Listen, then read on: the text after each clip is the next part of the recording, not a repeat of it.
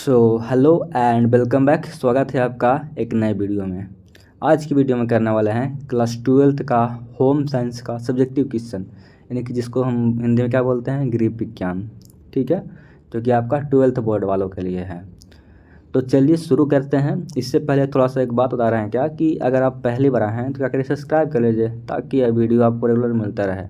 बात ऐसा है ना कि हम कराएंगे टोटल आपको 100 क्वेश्चन सब्जेक्टिव का। ठीक है, ऑब्जेक्टिव तो करा ही रहे हैं, पर सब्जेक्टिव का कराएंगे कितना क्वेश्चन, 100 क्वेश्चन कराएंगे। ठीक है, ठीक है। तो ऐसा ना हो कि चैनल को भी भुला जाइएगा देख के, है ना। काहे कि बहुत और होता है कि किसी को वीडियो पसंद आ जाता है और फिर भुला जाती है कि अरे उस चैनल पर वीडियो था, वो रेगुलर पढ़ा रहे थे, या पता ना चैनल कैसे खोजें। ठीक है, तो सब्सक्राइब कर लीजिए पहले ही। ठीक है, तो चलिए शुरू करते हैं। तो हमारा आज का पहला क्वेश्चन क्या है कि गृह विज्ञान शिक्षा से क्या लाभ है। देखिए हम चलेंगे एकदम जीरो से चलेंगे। ठीक है ना, जीरो से चलेंगे एडवांस तक चलेंगे। ठीक है, एकदम बहुत ऊपर तक चलेंगे, एकदम मतलब कि बेसिक से चलेंगे एडवांस तक, सब चीज़ पढ़ाना है। ठीक है ना, तो पहले एकदम नॉर्मल क्वेश्चन आएगा, फिर आपको धीरे धीरे धीरे धीरे हार्ड हो जाएगा। ठीक है ना, क्या होगा, धीरे धीरे हार्ड हो जाएगा। तो रेगुलर करते रहिए क्लास। तो हमारा आज का पहला क्वेश्चन क्या है, गृह विज्ञान शिक्षा से क्या लाभ है ना। What are the benefits of home science, ये भी कह सकते हैं बेनिफिट, ये भी कह सकते हैं एडवांटेज। क्या है इसका लाभ, तो एक बढ़िया उत्तर क्या लिख सकते हैं। देखिए हम लिख सकते हैं कि गृह विज्ञान क्या है, विषय में आहार एवं पोषण, स्वास्थ्य, साफ सफाई या फिर शिशु कल्याण आदि का वैज्ञानिक ज्ञान दिया जाता है ना। यही तो होता है गृह विज्ञान। क्या होता है इसमें, आहार के लिए, पोषण के लिए, स्वास्थ्य के लिए, सफाई के लिए, शिशु कल्याण के लिए, इसमें क्या होता है कि वैज्ञानिक दृष्टि से ज्ञान दिया जाता है। ठीक है ना, जिससे वह व्यक्ति प्रतिदिन के प्रत्येक कार्य को वैज्ञानिक रूप से कर सकते हैं। ठीक है, इसी का इसमें क्या होता है, अध्ययन होता है ना।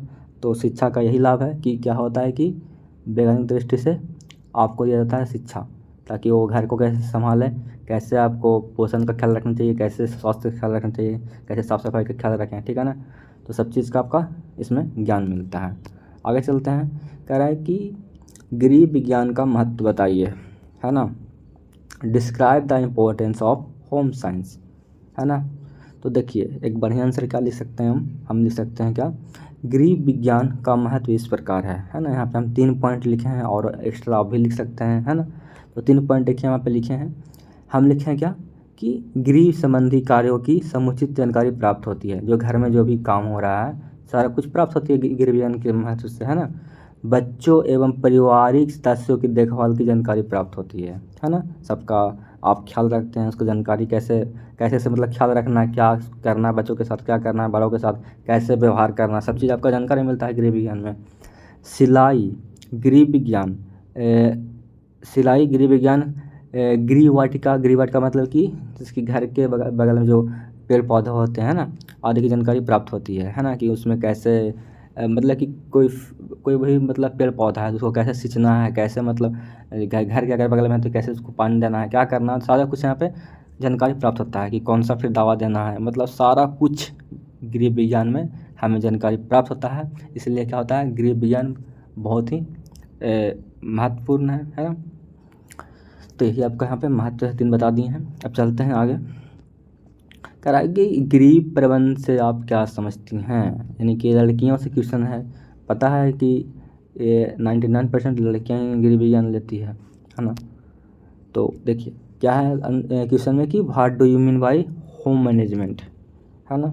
तो इसका आंसर एक बढ़िया क्या लिख सकते हैं हम लिख सकते हैं, देखिएगा थोड़ा सा ध्यान से देखिएगा, कर्सर जैसे जैसे मेरा चलेगा वैसे से देखिएगा। ठीक है ना, गृह प्रबंध साधारणतः शब्दों में एक प्रबंध एक साधन है। ठीक है ना, हमारे पास जिस परिस्थिति में जो भी साधन उपलब्ध रहते हैं उसका सर्वोत्तम उपयोग करें। ठीक है, जिससे हमारी इच्छाएं और उद्देश्य पूरा हो सके।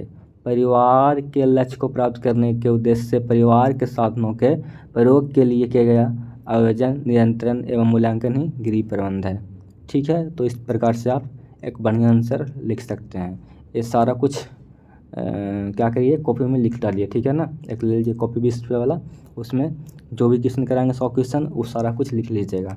ठीक है ना, तो चलिए आगे बढ़ते हैं। हम आगे है कि पिट्यूटरी ग्लैंड क्या होता है ना। ये आपको 9th में पढ़ना था, यानी कि पीयूष ग्रंथि क्या होता है। ठीक है, तो हम क्या लिखेंगे आंसर में, ठीक है, सारा कुछ पढ़ेंगे अभी हम। पिट्यूटरी ग्लैंड पढ़ेंगे, मासिक धर्म क्या होता है वो पढ़ेंगे, सब कुछ पढ़ना है यहाँ पे, ठीक है। तो हम लिख सकते हैं बढ़िया आंसर क्या कि पीयूष ग्रंथि यानी कि पिट्यूटरी ग्लैंड एक अंतःस्रावी ग्रंथि है जिसका आकार एक मटर के दाने जैसा होता है। इससे पैदा होने वाला हार्मोन अन्य अंतःस्रावी ग्रंथि की सक्रियता को उत्तेजित करता है, ठीक है ना। ठीक, इसे मास्टर ग्रंथि भी कहते हैं। पूछ लेता है ऑब्जेक्टिव में कि मास्टर ग्रंथि किसे कहते हैं, तो पिट्यूटरी ग्लैंड कहते हैं, यानी कि पीयूष ग्रंथि भी कहते हैं, ठीक है ना। पीयूष विकार होने का मतलब है हार्मोन का बहुत अधिक या फिर कम हो जाना, ठीक है। तो इस तरीके से आप एक अच्छा आंसर लिख सकते हैं, ठीक है ना। आगे देख चलते हैं कि मासिक धर्म क्या होता है। इसे तो हर कोई अवगत रहता है ना। मेंस्ट्रुएशन साइकिल क्या होता है आपका सब कुछ सभी को पता है। एमसी क्या होता है ना। नॉर्मल लोग एमसी बोलता है ना। और मासिक धर्म बोलता है यहाँ पे पीरियड बोलती है सब लोग, है ना। तो बहुत अलग अलग इसका नाम भी है। देखिए यहाँ पे लास्ट में यहाँ पे लिखा हुआ है मासिक धर्म, राजोधर्म, माहवारी भी, है ना। बहुत तरह का नाम है। तो चलिए अभी हम इसके बारे में जान लेते हैं कि मासिक धर्म होता क्या है, ठीक है। तो एक बढ़िया आंसर क्या लिख सकते हैं कि मासिक धर्म लड़कियों यानी कि या फिर कह सकते हैं स्त्रियों को हर महीने योनि से होने वाले लाल रंग के स्त्राव को कहते हैं, ठीक है ना। ये तो इतना तो बढ़िया से लिख सकते हैं, कोई दिक्कत नहीं है। 10 से 15 साल की आयु की लड़कियां का अंडाशय हर महीने एक विकसित अंडा उत्पन्न करना शुरू कर देता है। 10 से 15 यानी कि कहने का मतलब कि 13 से या फिर 14 से शुरू हो जाता है ना हर लड़की को, ये सब शुरू हो जाता है पीरियड आना से, ठीक है। यह अंडा डिम्ब वाहिनी नली द्वारा गर्भाशय में पहुंचता है, ठीक है। ठीक, यदि इस डिम्ब का पुरुष से शुक्राणु के साथ सम्मिलित ना हो तो स्त्राव बन जाता है, ठीक है। जैसे कि कोई यहाँ पे फीमेल है, ठीक है ना, मतलब इस उम्र में तो ऐसा नहीं करना चाहिए पर बहुत लोग गलती करती है। तो मान लीजिए कि क्या है, एक लड़का है यहाँ पे, ठीक है, एक लड़का है और एक लड़की है ना। तो अगर संबंध अगर बनाती है, अगर संबंध बनाती है और कब बनाती है तो 14 डेज मतलब कि जब अंडा जब बन रहा था अंदर में, तो अगर 14 डेज के बाद अगर लड़का लड़की से संबंध अगर बनाता है, ठीक है ना, तो चांस पूरा रहता है कि हो सकता है ना, मतलब कि प्रेग्नेंट हो सकती है। तो इस तरीक़ा से मतलब अभी आगे बताएंगे पूरा पूरा बढ़िया से अभी। तो यही अगर मतलब कि अगर नहीं बनाया, अगर नहीं कुछ करती है ये सब, है ना, तो क्या होता है फिर बाद में जो अंडा है क्या होता है, बेकार होकर बाहर निकल जाता है खून के जरिए, ठीक है ना। खून के साथ मतलब कि कट के बाहर निकलता है, ठीक है, जो योनि से निकासित हो जाता है। इस स्त्राव को मासिक धर्म या रजोधर्म या फिर माहवारी कहते हैं। यह महीने में एक बार होता है, ठीक है ना, यानी कि 28 दिन पर होता है, 29 दिन पर होता है, किसी का 30 दिन पर होता है, किसी का कुछ कभी कभी लेट होता है, ठीक है ना। सारा कुछ बताएंगे कि लेट क्यों होता है, फिर लेट होता है तो क्या करना चाहिए, सारा कुछ हम बताएंगे, ठीक है। आगे देखिए यूट्रस क्या होता है, यानी कि गर्भाशय क्या होता है ना। तो देखिए यहाँ पे गर्भाशय लगभग नाशपाती के आकार की श्लेष्मिक कला और मांसपेशी की एक बनी खोखला थैला है, ठीक है ना, जो योनि के भीतर, ठीक है ना, यहाँ पे श्रोणि नहीं होगा, यहाँ पे योनि के भीतर, ठीक है ना, योनि के भीतर, ठीक है, योनि के भीतर स्थित रहती है। इसके सामने मूत्राशय और पीछे मलाशय होता है, ठीक है ना, इतना आसान से समझ सकते हैं। गर्भाशय के दाएं और बाएं कोण पर डिम्बाहिनी नली खुलती है, ठीक है, दाएं और बाएं पर डिम्बाहिनी नली खुलती है, इतना पता है ना आपको, है ना। आपको हम फिर आगे डायग्राम भी बना के बताएंगे, ठीक है। चलिए खुलती है इस तरह गर्भाशय में 2 छिद्र एक ऊपर और एक नीचे होता है, ठीक है ना। गर्भाशय में क्या होता है, एक ऊपर एक नीचे होता है, ठीक है ना। आगे देखिए गर्भाशय में ही निषेचित डिम्ब का विकास होता है, ठीक है। आगे हम बताएंगे अभी हम सब चीज़, बस इतना समझ लीजिए कि गर्भाशय क्या होता है। यहाँ पे आशा है कि बहुत सही तरीके से समझ गए होंगे, ठीक है ना। चलिए अभी और भी बढ़िया से समझाना है आपको, आगे समझाना है, ठीक है ना, आगे आएगा तब। कह रहा है कि कान क्या होता है, कान के बारे में अगर नॉर्मली आ जाएगा लिखने के लिए तो क्या लिखेगा, देखिए यहाँ पे नॉर्मली लिखना है क्या, बहुत सिंपल क्वेश्चन है कि कान क्या है इसके बारे में लिखिए, तो क्या लिखेंगे, कान 5 ज्ञानेंद्रियों में से एक है। 5 ज्ञानेंद्रिय कौन कौन है आपका, एक तो हो गया आपका स्किन हो गया यानी कि त्वचा हो गया, एक हो गया आपका नाक हो गया, और क्या हो गया, आँख हो गया, और क्या हो गया आपका, क्या क्या हो गया बता सकते हैं, आँख हो गया, नाक हो गया, जीभ हो गया, एक हो गया आपका जीभ हो गया। ठीक है, तो 1 2 3 4, और एक और क्या होता है बता सकते हैं। थोड़ा सा रुकेंगे यहाँ पे, देखिए तुरंत यहाँ पे इंस्टाग्राम का ऐड आने लगा। ठीक है ना, इसको बंद करते हैं, 1 मिनट रुकिएगा, माथा ख़राब रहता है यहाँ पे। अभी मतलब कि पढ़ा रहे थे तभी ऐड आने की ज़रूरत का था यहाँ पे। अभी थोड़ा सा इंटरनेट खोया नहीं कि यहाँ पे ऐड आना शुरू हो गया। तो हम बात क्या कर रहे थे कि कौन कौन ज्ञानेंद्रियाँ होती है। ठीक है ना, देखिए एक क्या होता है आपका, एक तो आपका देखिए चलते हैं ऊपर से, एक तो हो गया आपका आँख हो गया, फिर क्या हो गया आपका नाक हो गया, फिर क्या आपका हो गया नाक नहीं, नाम नहीं नाक, नाक हो गया, फिर क्या हो गया आपका, फिर आपका हो गया आपका जीभ हो गया। ठीक है ना, क्या हो गया आपका जीभ हो गया, फिर क्या हो गया आपका, उसके बाद क्या हो गया त्वचा हो गया, फिर क्या हो गया आपका आँख, नाक, जीभ, और एक तो कान हो गया आपका यहाँ पे, है ना कान। तो ये आपका 5 ज्ञानेंद्रियाँ होता है। ठीक है, तो यहाँ पे कान के बारे में है कि क्या, ये कान क्या है आपका ज्ञानेंद्रियों में से एक है ना। इससे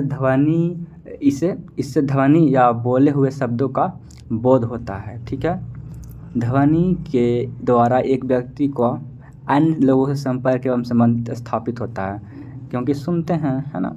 तो रचनिक दृष्टि से कान को 3 प्रमुख भागों में बांटा गया। कौन कौन, तो एक तो बाह्य भाग का एक होता है भाग, है ना, जैसे कि जो आपका एंटीना जो है ना गोल गोल जो दिखाई देता है आपको, उसको कहते हैं बाह्य कर्ण। ठीक है, और बीच में होता है मध्य कर्ण, फिर कहता है अंतःकर्ण। ठीक है, जो कि सारा सिस्टम अंदर है। ठीक है, आगे चलते हैं, कान के बारे में समझ गए, इस तरीके से बढ़िया आंसर लिखिएगा, है ना, आपको अच्छा नंबर आ जाएगा। ठीक, जीभ क्या होता है देखिए यहाँ पे, तो जीभ क्या होता है आपका, ये भी क्या है आपका ज्ञानेंद्रिय में से एक है। ठीक है, जीभ से स्वाद की अनुभूति, ठीक है ना, अनुभूति प्राप्त होती है, अनुभूति प्राप्त होती है। ठीक है, जीभ एक मांसल अवयव है जो मुख गुहा के निचले तल से जबड़े और हाइड, 1 मिनट रुकिएगा, नीचे जबड़े से हाइड नामक अस्थि से लगा हुआ रहता है। अंदर जो हाइड नामक ग्रंथि नामक अस्थि है उसी से लगा हुआ रहता है। ठीक है ना, जीभ।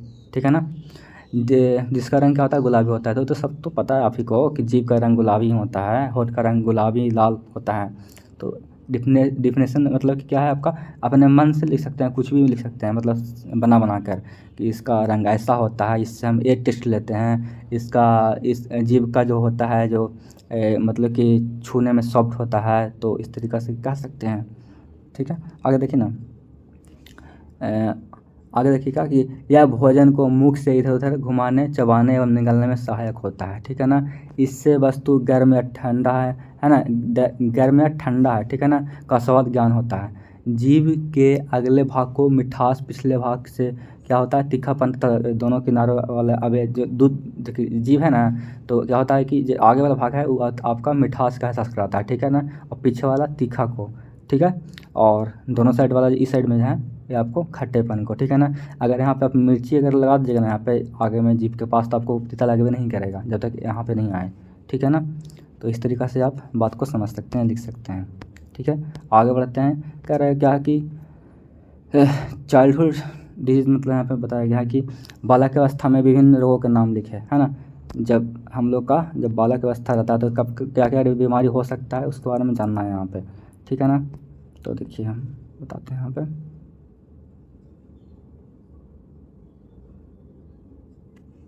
तो देखिए यहाँ पे है 9 यहाँ पे है, बाकी भी आप एक्स्ट्रा लिख सकते हैं या फिर 5 ही याद कर सकते हैं, कोई बड़ी बात नहीं है। तो आपका एक तो हो गया अतिसार हो गया, खसरा हो गया, हैजा हो गया, गलसुआ होगा, सर्दी जुकाम हो गया, है ना, निमोनिया हो गया। और निमोनिया कब का होता है, जब आप हरी सब्जी नहीं खाते हैं। ठीक है ना, कान दर्द हो गया, नॉर्मली होता ही है, आँख दुखना होता है, और गोल कृमि होता है। ठीक है ना, तो आपका ये सब क्या है, आपका चाइल्डहुड डिजीज़ है। ठीक है ना, जो आपको छोटे में सब होता है। ठीक है ना, सर्दी जुकाम, निमोनिया, कान दर्द, आँख दर्द सब होता रहता है ना। तो इस तरीक़े से आप एक बढ़िया आंसर लिख सकते हैं, 5 भी लिख सकते हैं, कोई दिक्कत नहीं है। आगे देखिए, निमोनिया क्या है ना, निमोनिया क्या है, देखिए यहाँ पे निमोनिया शिशुओं को फेफड़े की वायु कोशिकाओं तथा श्वास नली में संक्रमण के कारण उत्पन्न होता है। यह कोकस नामक जीवाणु होता है, उसी कारण होता है। ठीक है ना, इससे बचने के लिए बच्चों को ठंडे के दिनों में उपयुक्त कपड़े पहनने चाहिए, मतलब कि हल्का मतलब मोटा जो मतलब अच्छा हो, है ना, सॉफ्ट हो, बढ़िया मतलब कपड़ा हो, वो पहनना चाहिए, ठीक है, ताकि निमोनिया से बचे हुए रहें। और प्लस में हरी साग सब्जियाँ खाना चाहिए, ठीक है। लड़के लोग का बहुत होता है क्या, नखरा होता है। अभी मेरे घर में भी जो भी है मतलब सिस्टर लोग हो या फिर और भी है, उन लोग का नखरा रहता है कि हम पालक ना खाएंगे तो करेला ना खाएंगे तो भिंडी नहीं खाएंगे, मतलब बहुत लोग इस तरह का होती है। और वही अगर दे दीजिएगा खाने के लिए, फुचका दे दीजिएगा, फुचका खा ले, चाहे कुछ और खा ले, मैगी खा ले, पास्ता खा ले, तो उसके लिए पूरा जीभ से एकदम पानी निकल जाए कि हमारा तो हमारा तो लड़ाई कर देगी पूरा। तो सब्ज़ी वगैरह खाना है, ठीक है ना, ताकि आपका निमोनिया से बचे हुए रहें, ठीक है ना। और बाकी ये जो अभी बता रहे हैं आंसर, ये भी देख सकते हैं, ठीक है। अब देखिए 10 क्वेश्चन तो हो चुका है, पर एक बात याद दिला देते हैं कि आप अभी तक ना लाइक किए ना सब्सक्राइब किए हैं। अगर कर लिए हैं तो बहुत बड़ी बात है कि आपके पास बहुत बड़ा दिल है ना। और अगर नहीं किए हैं तो समझिए कि आपके आपके दिल में जगह नहीं है मेरे लिए, है ना। तो एक काम करिए, देखिए आगे हम बढ़ते हैं, जैसे कि 11 12 सब है अभी, आगे हम बढ़ेंगे, ठीक है ना। ये सब बहुत सारा क्वेश्चन अभी बचा हुआ है, आगे बढ़ेंगे, लेकिन उससे पहले क्या करिए, सब्सक्राइब कर लीजिए। और जो अगर जो बच्चे हैं उनको मतलब वीडियो नहीं मिल रहा रेगुलर सब्जेक्टिव होम साइंस का और ऑब्जेक्टिव वगैरह, तो उनको शेयर कर दीजिएगा, ठीक है। आगे बढ़ते हैं। अब इसका थोड़ा सा कलर जो है ना चेंज करते हैं, ब्लैक से शायद थोड़ा उब गए होंगे, अब इसको हल्का सा वाइट में लेके चलते हैं, ठीक है। लेकिन इससे पहले आपको सब्सक्राइब करे के पड़ी, ऐसे नहीं होता है, ठीक है, ठीक है। 10 तक हो गया था, ये निमोनिया के बारे में हम पढ़ लिए थे। अब हम चलते हैं कि विकलांगता क्या है ना, या फिर कह सकते हैं इंग्लिश में क्या कि व्हाट इज़ डिसेबिलिटी, है ना, व्हाट इज डिसेबिलिटी। तो पढ़िएगा विकलांगता क्या है, ये सब जो करा रहे हैं क्वेश्चन वही सब आएगा, फालतू नहीं आएगा। तो देखिए ये होता क्या है भाई, थोड़ा सा जानते हैं इसके बारे में बढ़िया से। तो एक अच्छा आंसर जो लिखना होता है आपको, ये लिख सकते हैं कि विकलांगता हुआ है ना, कलर चूज कर लेते हैं, बढ़िया चीज़ है ना। तो विकलांगता हुआ है जो किसी क्षति अथवा अक्षमता के किसी व्यक्ति की होने वाला वह नुकसान है जो कि आयु, लिंग, सामाजिक तथा सांस्कृतिक कारकों से जुड़ी समान भूमिका को निभाने से रोकता है। मतलब कि अगर विकलांगता है भाई, तो होता है ना कि समाज में अब उसको मतलब है ना कि बराबरी का हक नहीं मिलेगा, फिर कहीं कोई और चीज़ में छट गया तो फिर कोई और चीज़ में छट गया, मतलब कि अगर किस चीज़ में योग्यता उसको बनता है कि तुम ये एग्ज़ाम क्रैक किए हो पर इसमें तुम जा नहीं सकते हो, तो विकलांगता से क्या होता है कि जहाँ जाना चाहिए आपको वहाँ पे जाने से मना कर दिया जाएगा आपको, या फिर थोड़ा सा भेदभाव भी होता है, या फिर हो सकता है कि संस्कृति स्थल पर जाने से कुछ रोक हो, या फिर मतलब कि बहुत तरह की चीज़ होता है। तो विकलांगता का कारण बहुत सारा है, ठीक है ना। तो हम तो ये बता दिए कि ये लिख लीजिए, ठीक है ना, ये लिख लीजिए, हम ये बोले हैं, लेकिन आप खुद से भी कुछ कुछ लिख सकते हैं, ठीक है। इसको कॉपी में लिख लीजिए आराम से, ठीक है। आगे बढ़ाते हैं। आगे क्या है भाई कि भाई बहन जो भी हैं, है ना, कह रहा है क्या कि तीक्ष्ण अतिसार एवं दीर्घकालिक अतिसार, है ना, ये होता क्या है ना, जिसको हम देखिए इंग्लिश में क्या बोलते हैं, इंग्लिश में क्या बोलते हैं, एक्यूट डायरिया और क्रोनिक डायरिया बोलते हैं, ठीक है। एक मिनट थोड़ा सा रुक जाइए।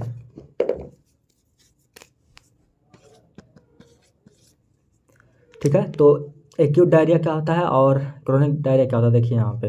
तो देखिए दोनों यहाँ पे हम आंसर यहाँ पे लिख दिए हैं अपने भाषा में, बाकी इसको कॉपी में आपको लिखना है और इसको ट्राई करना है। बहुत सिंपल सब्जेक्ट होता है होम साइंस यार, खुद से भी लिख सकते हैं, बना सकते हैं। तो देखिए ये होता क्या है, तीक्ष्ण स्तर मतलब कि अत्यधिक, है ना। तो ये क्या होता है, यह थोड़े समय के लिए परंतु बहुत गंभीर रूप से होता है। 24 से 48 घंटे तक रहने वाला यह अतिसार अस्वच्छ अस्वच्छ गले सड़े और बासी भोजन खाने से होता है ना। मतलब कि अगर सही अति खाना पीना नहीं खा रहे हैं, मतलब सोच रहे हैं कि इसी रात वाला भात है ये घड़ी खा लेते हैं, सुबह में खा लेते हैं, क्या होगा, फिर वेस्ट हो जाएगा। तो वही वेस्ट के चक्कर में फिर अपना हालत ख़राब कर लेते हैं बाद में, है ना। तो ये सब क्या है, भोजन से होता है। आगे देखिए क्या है कि अत्यधिक अतिसार में रोगी को ज्वर, पेट में दर्द होता है, वह पतले दस्त होते हैं, है ना। इसका प्रभाव 1 से 2 दिन तक रहता है। कहने का मतलब कि दस्त में तो समझ रहे हैं ना, लैट्रिन पखाना वगैरह, है ना, समझ रहे हैं बात को, ठीक है। तो ये सब से बचना है, ठीक है। दीर्घकालिक मतलब कि लंबे समय तक होने वाला, है ना। तो ये क्या होता है, तो दीर्घकालिक अतिसार जो होता है यह बहुत समय तक रहता है, लंबे समय तक टिकता है ना, चलते रहता है, जल्दी सही नहीं होता है ना। जब रोगी की किसी बीमारी के कारण आंतों की अवशोषण शक्ति कमज़ोर हो जाती है, मतलब कि उसको पचाने की जो शक्ति है आंत में बहुत ही कम हो जाती है, फिर ना के बराबर रह जाती है, तब यह रोग हो जाता है ना। इसमें इलेक्ट्रोलाइट असंतुलन असंतुलन यानी कि अनबैलेंस्ड के साथ साथ पाचन तथा जठर संक्रमण भी हो सकता है ना। मल के साथ रक्त भी आ सकता है। तो ये बहुत ही गंभीर होता है, बहुत ही बेकार होता है, बहुत ही क्या होता है, दिक्कत होता है इसमें, है ना। बहुत जल्दी इसका मतलब कि इलाज जैसे होता है, संभव तो होता है, मतलब कि थोड़ा समय लग जाता है इसमें, है ना। तो सब चीज़ से बच के रहिए, है ना। स्वच्छ स्वच्छ जल पीजिए, स्वच्छ खाना खाइए। ऐसा होता है ना कि अगर कोई आदमी मुंबई में है ना, तो वहाँ मान लीजिए कि बढ़िया पानी नहीं मिल रहा है, वहाँ गंदा पानी पी रहा है या फिर गंदा भोजन कर रहा है, मतलब समय समय सब चीज़ मतलब सही से फ्रेश वगैरह मतलब कि साफ़ सुथरा नहीं रहता, तो क्या होता है सबका ये सब होने का चांस बढ़ जाता है ना। क्या, तो अतिसार यानी कि डायरिया होने का चांस बढ़ जाता है। तो भाई साफ़ सुथरा रहिए, ठीक है। आगे क्या है कि डिप्थीरिया क्या होता है भाई, किस्म में भी आई है। जो करवा रहे हैं बस इतना पढ़ लीजिए, 15 से 20 सेट करवाएंगे होम साइंस का, पूरा पूरा कर लीजिए, नैया पार हो जाएगा। तो देखिए डिप्थीरिया होता क्या है भाई, तो देखिए एक अच्छा आंसर लिख सकते हैं क्या कि डिप्थीरिया होता है तो क्या होता है, अत्यंत भयानक संक्रामक रोग में से एक है, यानी कि छुआछूत वाला रोग है ना, जो कोरिने बैक्टीरियम डिप्थीरिया के जरिए होता है। ये जो है ना यहाँ पे जो लिखा हुआ है यहाँ पे कोरिने बैक्टीरियम डिप्थीरिया, ये आपका जीवाणु का नाम है ना, वायरस का नाम है, ठीक है ना। तो इसी कारण होता है। यह जीवाणु शरीर में प्रवेश करके गले में पनपते हैं और बच्चे में रोग के लक्षण उत्पन्न करते हैं, ठीक है ना। तो ये ज़्यादा बच्चा में होता है, तो ध्यान रखेंगे, ठीक है। तो इस तरीक़ा से एक अच्छा आंसर आप लिख सकते हैं, ठीक है। आगे बढ़ें। चिकन पॉक्स क्या होता है, जिसको हिंदी में क्या बोलते हैं, चेचक बोलते हैं। चिकन पॉक्स क्या होता है, चेचक क्या होता है, देखिए यहाँ पे। तो हम बोलेंगे कि चेचक होता है तो क्या होता है, वायु के माध्यम से होने वाला एक रोग है ना। और चेचक से मानव जाति को मुक्त करने का श्रेय किसका जाता है, तो एडवर्ड जेनर को जाता है, ठीक है ना। क्योंकि सबसे पहले वही थे जो एडवर्ड जेनर थे, वही चिकन पॉक्स का टीका खोज किए थे, ठीक है ना, डिस्कवर किए थे, ठीक है।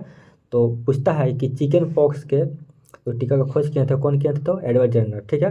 तो एक नॉर्मल सा एक परिभाषा है, आप लिख सकते हैं, ठीक है। आगे चलते हैं। पोलियो। पोलियो जानते होंगे, बहुत ही फेमस है एकदम एकदम, है ना। अब जब छोटे बच्चे थे, कम से कम किस साल के, अब 6 साल के होंगे, 5 साल के होंगे, तब आपको याद होगा कि हमें याद है भाई, हम आप लोगों को नहीं पता, लेकिन हमको याद है कि हम छोटा में दवा खूब पिए हैं पोलियो के, है ना। मतलब कि महीना में एक बार न एक बार आती थी पिलाने के लिए। देखिए एक अच्छा आंसर कर लिख सकते हैं हम कि सबीन द्वारा विकसित मौखिक पोलियो विषाणु टीका पोलियो तथा लकवा की रोकथाम के लिए विश्व भर में प्रयोग किया जाता है ना।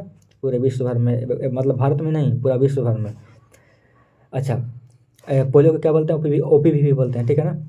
ओपीवी की एक खुराक में 10 से 106 तक माध्यिक अणु होते हैं, ठीक है ना। कितने से कितने तक, 10 से 106 तक क्या होता है, अणु होता है ना। आगे देखिए, यह दवा 3 प्रकार के तरल रूप में पिलाई जाती है। पहली खुराक जन्म के समय दी जाती है, दूसरी क्या होता है, दूसरी और तीसरी क्या होता है, प्रति 4 से 8 सप्ताह के अंतराल में दी जाती है ना। 4 सप्ताह कहने का मतलब कि 1 महीना और 2 महीना के अंतराल पर, है ना। इस तरीके से आप एक अच्छा लिख सकते हैं परिभाषा पोलियो का, ठीक है। आगे बढ़ें। आगे क्या है कि ज्वर क्या होता है, फीवर क्या होता है। सिंपल क्वेश्चन है भाई, और बहुत ही बढ़िया क्वेश्चन है, इसको ध्यान रखेंगे, ठीक है। आप तो खुद से भी लिख सकते हैं भाई, है ना, खुद से भी लिख सकते हैं, भाई बहन जो भी हैं खुद से लिख सकते हैं, है ना। देखिए क्या लिखेंगे हम लिखेंगे कि 1 मिनट, हम लिखेंगे कि जब किसी व्यक्ति में शरीर से उत्पन्न तथा निकासित ताप में संतुलन नहीं रहता है ना। ये फिर और क्या होता है साथ में, तथा ताप सामान्य से अधिक हो जाता है। अब क्या होता है बुखार में कि जो मतलब जितना हमको चाहिए तापमान हमारा शरीर में, उससे अधिक हो जाता है ना। हम लोग को शरीर कितना होता है, 37 डिग्री तक मतलब कि रहता है ना, 37 डिग्री सेंटीग्रेड का मतलब इतना रहता है हम लोग का शरीर, गर्म रहता है, या फिर इतना ही मतलब तापमान तक हम लोग का शरीर रहता है। लेकिन ज़्यादा हो गया तो फिर क्या होता है, बुखार का वो होता है ना। तो देखिए यहाँ पे लिखते हैं हम, जब किसी व्यक्ति में शरीर से उत्पन्न तथा निकासित ताप में संतुलन नहीं रहता है ना, तथा क्या होता है कि ताप सामान्य से अधिक हो जाता है ना। सामान्य से अधिक नॉर्मली कितना होता है, 37, उससे अधिक हो गया, तो ऐसी स्थिति में उसे क्या कहते हैं, ज्वर कहते हैं, यानी कि बुखार कहते हैं।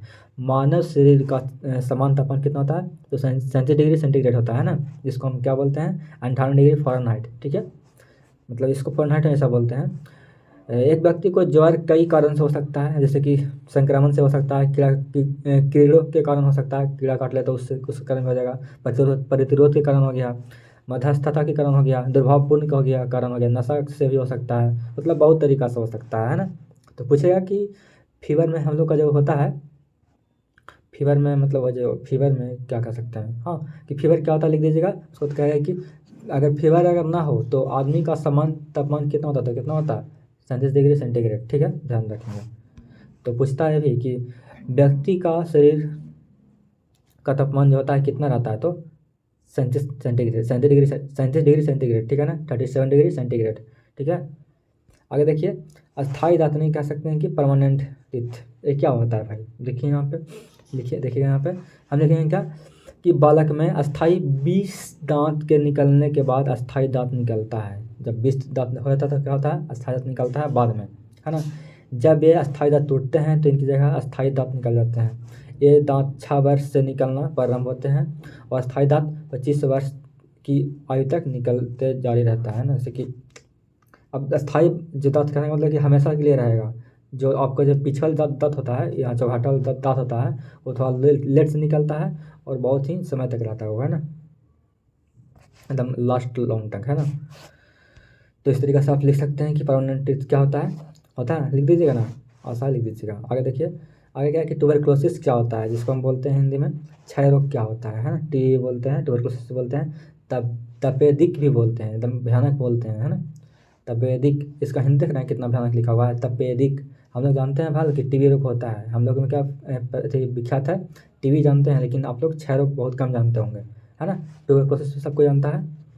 तो याद रखेंगे कि क्षय रोग या फिर तपेदिक या फिर टीबी तीनों एक ही का नाम है, ठीक है। तो ठीक है, तो कहेंगे हम कि इस रोग को टीबी, तपेदिक या फिर ट्यूबरक्लोसिस भी कहा जाता है। तो ध्यान रखेंगे ना कि क्षय रोग या फिर तपेदिक या फिर टीबी तीनों एक ही का नाम है, ठीक है। तो टीबी का नाम और क्या है, तपेदिक या फिर क्षय रोग। हम लोग जानते हैं ज़्यादा टीबी जानते हैं ना, कि फलाना के टीबी हो गए है ना, इस तरीके से जानते हैं हम लोग। तो कह सक हम लिखेंगे क्या कि इसको क्या कहते हैं, टीबी कहते हैं, क्षय रोग भी कहते हैं, सब कहा जाता है। लेकिन क्या होता है आगे कि यह रोग वायु के द्वारा फैलता है ना, किसी द्वारा फैलता तो वायु के द्वारा, ठीक है। इस रोग को फैलने वाले जीवाणु का नाम क्या होता है, ट्यूबरकिल बेसिलस होता है, ठीक है ना।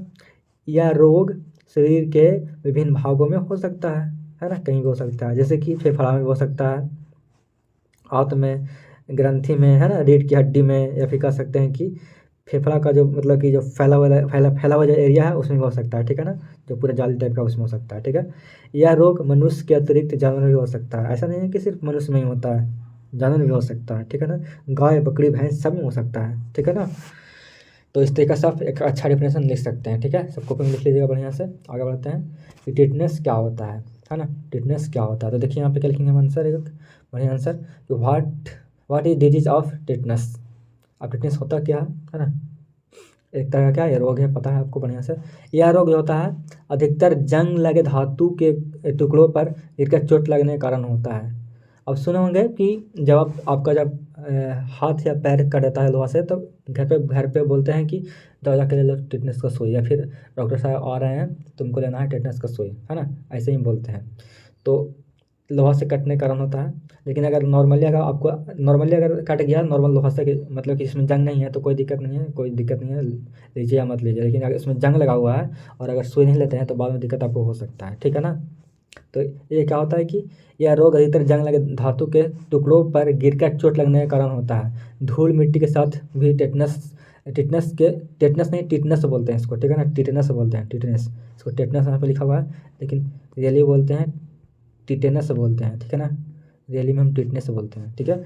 धूल मिट्टी के साथ भी टिटनेस के जीवाणु चिपक जाते हैं। यदि रोगी को तत्काल टिटनेस ठीक है, टिटनेस का इंजेक्शन न लगाया जाए तो यह रोग हो जाता है, ठीक है ना। इस रोग के जीवाणु मांसपेशियों को अधिक प्रभावित करते हैं, ठीक है। तो इस तरीके से आप एक अच्छा आंसर लिख सकते हैं, मतलब कि टिटनेस बोलते हैं रियल भाषा में, आप टिटनेस लिख सकते हैं, कोई दिक्कत नहीं है, लेकिन टिटनेस होता है रियल में, ठीक है ना। अतिसार क्या होता है, डायरिया क्या होता है, अभी जस्ट बता रहे हैं तो ऊपर में ना। एक था कि तिस्न डायरिया क्या होता है, यानी कि तिस्न अतिसार क्या होता है, और एक था कि दीर्घकालिक अतिसार क्या होता है। ये सिर्फ है डायरिया क्या होता है। नॉर्मली अगर परिभाषित करेंगे कि डायरिया होता क्या है, क्या होता है, जब बच्चा दूध हजम नहीं कर पाता तो उसके पेट में दर्द होता है ना, और क्या होता है, दस्त पैदा हो जाता है ना, लैट्रिन पखाना शुरू हो जाता है, ठीक है। साथ ही उसके पेट के जो दर्द मतलब पेट का जो दर्द है क्या होता है, बढ़ जाता है, और क्या होता है कि पेट फूल जाता है, ठीक है ना। पेट व पैरों का भी ऐंठन होने लगता है ना, पैर भी दर्द करता है उसका। वह बार बार टांगों को पेट की तरफ मोड़ता है ना। अगर आप मम्मी हैं या फिर कह सकते हैं कि आप देखोगे बच्चा है, मतलब कि हर हर लड़की तो मम्मी बनती है, मम्मी मतलब माता बनती है, ठीक है। तो वो ध्यान देंगे कि इस तरीक़े से आप देखेंगे आप, है ना, बच्चा का जो देखेंगे कि कैसे कैसे वो अपना आदत कर रहा है, तो इस तरीक़े से आप समझ सकते हैं, ठीक है। तो क्या होता है कि वह बार बार क्या कहता है, अपना जो टांग है पेट की तरफ मोड़ता है, जिसे अतिसार कहते हैं। यह दूध पीने वाले बोतल या निपल की ठीक से सफाई नहीं करने के कारण होता है, ठीक है ना। माँ में भोजन की गड़बड़ी के कारण भी हो सकता है ना। या फिर कह सकते हैं कि अगर माँ है जो बहुत ही मसालेदार खाना खा रही है, फिर चटपटा खाना खा रही है, तो उस तरीक़े से भी हो सकता है, ठीक है। तो सब ध्यान रखना है, ठीक है। तो यही सब तरीका है कि बच्चा में अगर डायरिया हो गया तो मतलब कि माता का भी दोस्त है, और प्लस में कि आप थोड़ा सा खुमड़ाई किए हैं कि आप साफ़ दूध नहीं दिए हैं पीने के लिए, और उसको जो निपल है वो साफ़ नहीं कर रहे हैं आप, है ना। जो पिलाते हैं निपल जो ना रहता है वो प्लास्टिक का जो बोतल आता है उसको, है ना। तो इस तरीके से आप ध्यान सब दीजिएगा, ठीक है ना। आप एक मम्मी पापा बनेंगे तो आपको ये सब ज़रूरत पड़ेगा, ठीक है ना। आगे हम चलेंगे 21 से। तो हाँ आप चलते हैं। तो देखिए, यानी कि ग्रामीण स्वच्छता का मतलब क्या समझते हैं, तो हम लिखेंगे क्या कि ग्रामीण स्वच्छता का तात्पर्य है, कहने का मतलब कि इसका अर्थ ये है कि ग्रामीण क्षेत्रों में तरल एवं ठोस अपशिष्ट निपटान, व्यक्तिगत एवं भोजन संबंधी स्वच्छता, घरेलू एवं पर्यावरणीय स्वच्छता, इन सभी का मिला जुला प्रयास ग्रामीण के स्वस्थ रहने के में सहायक होता है। अब देखिए, अब स्वच्छता का मतलब ये नहीं ना हुआ कि अपने घर में स्वच्छ सब चीज़ कर लिए हैं, मतलब कि साफ़ सुथरा करके दूसरे के घर में फेंक दिए हैं या फिर रोड पर फेंक दिए हैं, तो उतना ना हुआ, गलत बात है वो ना। तो कहने का मतलब कि इसका मतलब ये है कि जो आपके घर में जो ठोस है और तरल जो पदार्थ, जो गंदा पदार्थ है, उसको क्या करना है, साफ़ करना है। और क्या करना है, इसको एक ऐसी जगह पर रखना है जहाँ पे मतलब कि वहाँ से मतलब कि ढक के रखना है ना। देखिए यहाँ पे क्या है कि मतलब कि ऐसा रखना है कि किसी व्यक्ति के संपर्क में ना आवे, है ना, ऐसा कुछ, ठीक है। और ऐसा नहीं, ऐसा ऐसा मतलब कि आप ऐसा भी गए कूड़ा करकट कि सब व्यक्ति को भी मतलब कि नुकसान पहुंचा रहा है, तो फिर कोई फ़ायदा है, स्वच्छता का कोई फ़ायदा नहीं है। तो ये यहाँ पे है कि व्यक्तिगत एवं भोजन संबंधी स्वच्छता, घरेलू एवं पर्यावरणीय स्वच्छता, इन सभी का मिला जुला प्रयास ग्रामीण के स्वस्थ रहने में सहायक होता है ना। ग्रामीण स्वच्छता के लिए आवश्यक है स्वस्थ निवास स्थान, है ना, शुद्ध पेयजल, मल मूत्र एवं कूड़ेदान का जो उचित निवारण होता है, जहाँ पे फेंकना है वहीं पे फेंकना, है ना।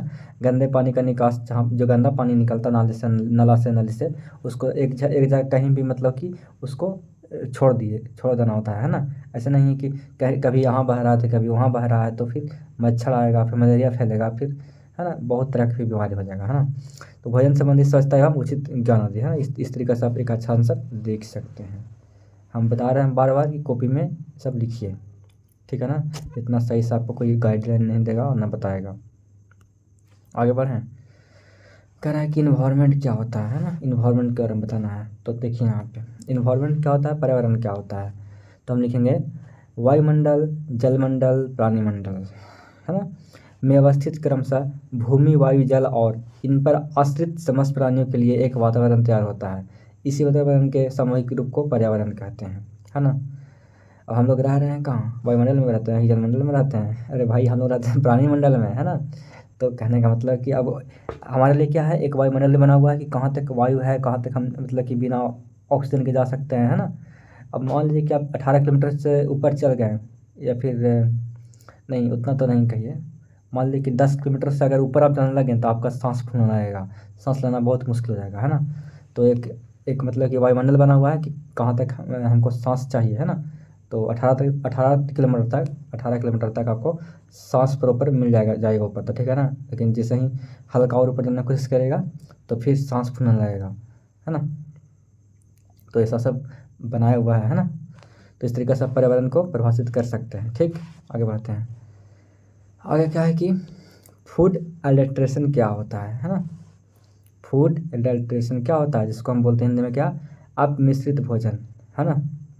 तो ये क्या होता है, पूछ देगा कि अब मिश्रित भोजन क्या होता है, इसको डिफाइन करिए। तो क्या लिखेंगे हम लिखेंगे मिलावट अथवा मिलावट अथवा, मतलब कि मिलावट का ये आप मिश्रित का मतलब क्या हुआ, इसका मतलब होता है मिलावट होता है। क्या होता है? मिलावट होता है। इतना गंदा लिख रहे हैं ना, मिलावट क्या होता है? मिलावट होता है।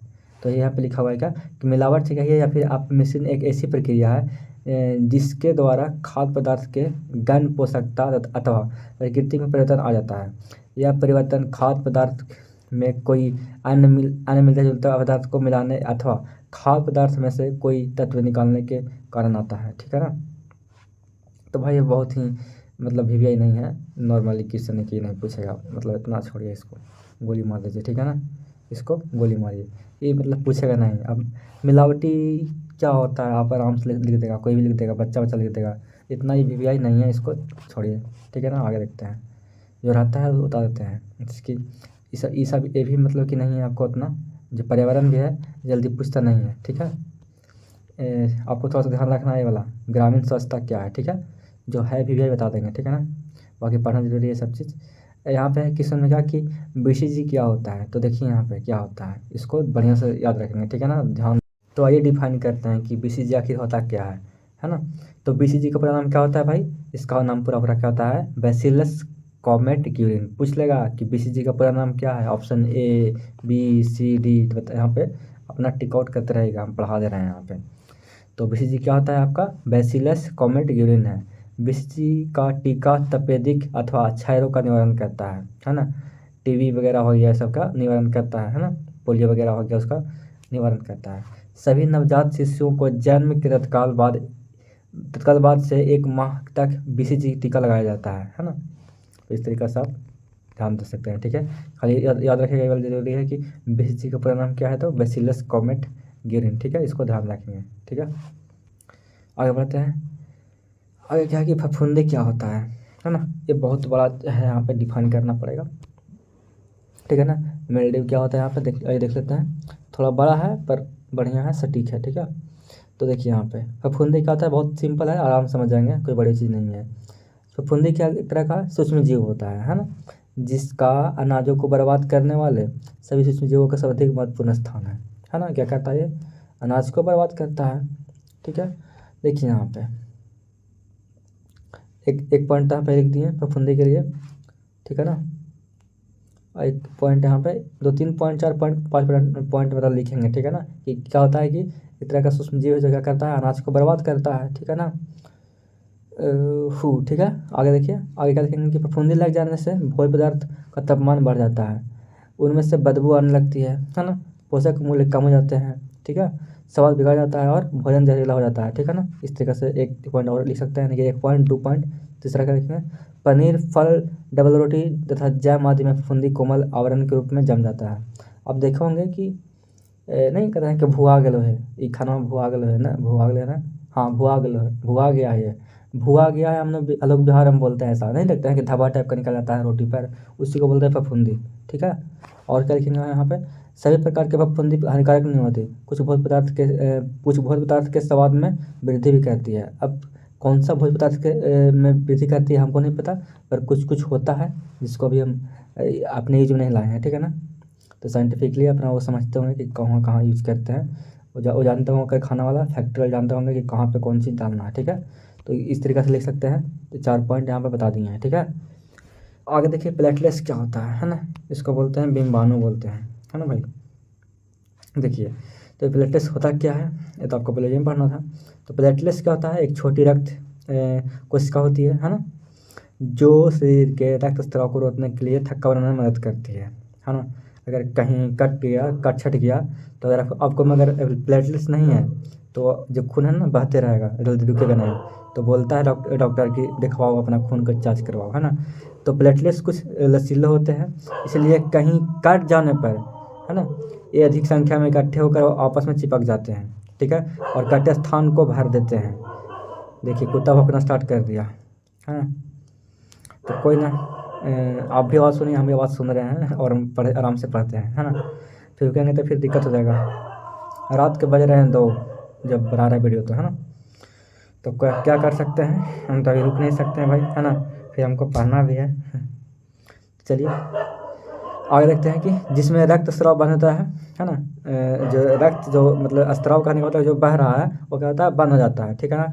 अगर प्लेटलेट्स आपको में सही ठीक ठाक है तब समान प्लेटलेट्स काउंट 1.5 लाख से 4.5 लाख प्रति माइक्रोलीटर होता है, ठीक है ना।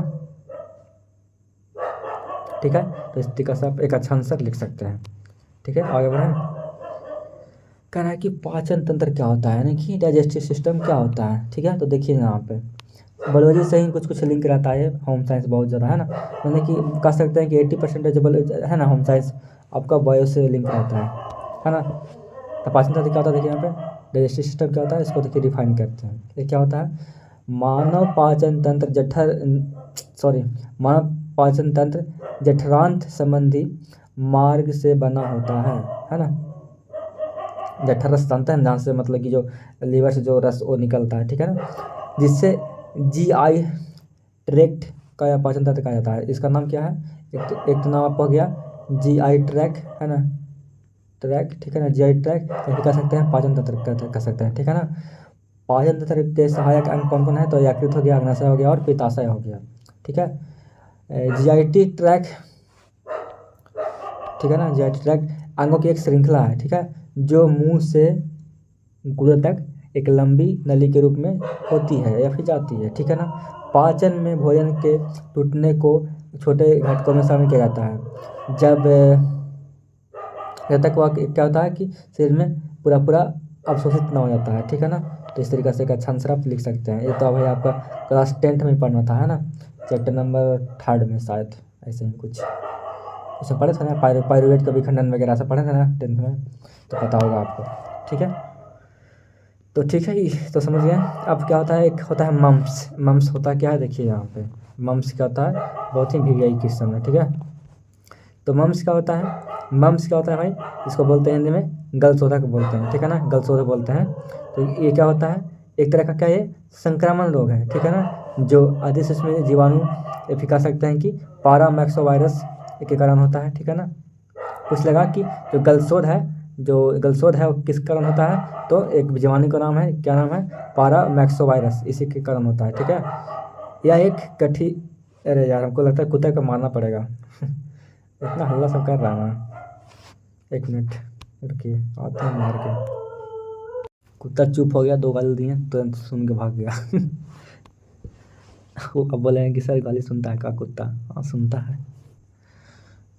कहाँ तक पढ़े थे यार, चलिए फिर से पढ़ते हैं। गलशोध यानी कि मम्स क्या होता है, तो क्या होता है, एक तरह का ये संक्रमण बीमारी है जो कि किससे कारण होता है, तो पारामैक्सोवायरस से कारण होता है, ठीक है ना। यह एक व्यक्ति से दूसरे व्यक्ति में लार, नाक स्त्राव और मतलब कि नाक स्त्राव करने का मतलब कि अपने भाषा में नहीं बोलते हैं कि तुम्हारा नेटा चुभ रहा है ना, उसी तरीका से हो सकता है, ठीक है। फिर संपर्क में किसी का आते हैं तब हो सकता है। इस रोग में कान के नीचे दर्द होने लगता है, ठीक है ना, कान के हल्का जो नीचे वाला जो है ना भाग है वहाँ पे दर्द होता है, ठीक है, जहाँ पे जबड़ा और कान के बीच में है ना यार डिस्टेंस, वहीं पे, ठीक है। और क्या होता है, गाल में हो जाता है सूजन, ठीक है। रोगी को मुंह खोलने और खाने में दर्द होता है, ठीक है। तो इस तरीके से आप मम्स का डेफिनेशन लिख सकते हैं, ठीक है। आगे देखिए, परावट ग्रंथियाँ, जिसको हम बोलते हैं पैराथायरॉयड ग्लैंड बोलते हैं, ठीक है ना। ये क्या होता है, देखिए यहाँ पे हम लिखेंगे कि परावट ग्रंथियाँ छोटी छोटी 4 होती है, कौन कौन, तो ए थायराइड की ऊपरी और निचले किनारे के दाहिने और बाईं ओर स्थित होती है ना। यहाँ पे 4 होता है, कौन कौन, तो एक तो होता है ऊपरा, एक होता है निचला, एक होता है बाहिना, एक होता है दाहिना, ठीक है ना, बायां दायां कह सकते हैं, ठीक है। बाकी आप आराम से कॉपी में लिखिए, उसको पढ़िए बढ़िया से और रिवाइज करिए, ठीक है। यहाँ तो हम बस पढ़ के बता रहे हैं आपको। आगे देखिए, क्या है कि आकार में क्या होता है, मटर के दाने के समान होती है, ठीक है ना, बहुत छोटा होता है, ठीक है। यह ग्रंथि ऊतक की बनी होती है, ठीक है। यह एक तरफ की 2 ग्रंथियाँ अपटू ग्रंथि यानी कि किसको कहते हैं, थायराइड ग्लैंड बोलते हैं, ठीक है ना, में एक ऊपर और एक नीचे की ओर रहती है। इसका रंग क्या होता है, भूरापन हल्का होता है, लाल होता है, ठीक है ना। तो इस तरीके से आप एक अच्छा आंसर लिख सकते हैं पैराथायरॉयड ग्लैंड्स का, ठीक है। ऐसे पूछेगा नहीं वाला, मतलब आशा पूरा है कि ये आएगा नहीं, बस इसको पढ़ लीजिए, ठीक है, जानना जरूरी है, ठीक है। अब देखिए आज का लास्ट क्वेश्चन है, सेट नंबर 3 का लास्ट क्वेश्चन क्या है कि थाइमस ग्रंथि क्या होता है, यानी कि थाइमस ग्लैंड होता क्या है, ठीक है। तो देखिए यहाँ पे ये क्या होता है, यह ग्रंथि अपटू ग्रंथि के नीचे और श्वास प्रणाली के अग्रभाग में होती है, ठीक है ना, या फिर रहती है। बालकाय काल में होता है क्या कि ग्रंथि का आकार बड़ा रहता है, ठीक है, जो आयु बढ़ने से क्या होता है, छोटा हो जाता है, ठीक है ना। इस ग्रंथि के स्त्राव का प्रभाव केंद्रियों के विकास तथा यौनारंभ पर पड़ता है, ठीक है ना। मतलब मतलब समझ रहे हैं ना, जनन वगैरह या फिर और कुछ कुछ, है ना, जो समझ रहे हैं बात को। इस ग्रंथि के स्त्राव के कारण ही अस्थियों में खनिज लवण एकत्र होता है और क्या होता है, इसकी मात्रा बैलेंस रहता है, ठीक है ना। इस तरीके से आप थाइमस ग्रंथि का एक अच्छा डिफिनेशन लिख सकते हैं, ठीक है। देखिए इतने अच्छे से अब मैंने आपका 30 क्वेश्चन ख़त्म किया है ना, जो कि बहुत इंपॉर्टेंट था। तो अब तो दोस्तों को शेयर कर दीजिए और स्टेटस लगा लीजिए। चलिए मिलते हैं अगले वीडियो, तब तक के लिए जय हिंद। अब अपना ख्याल रखिए और पढ़ते रहिए।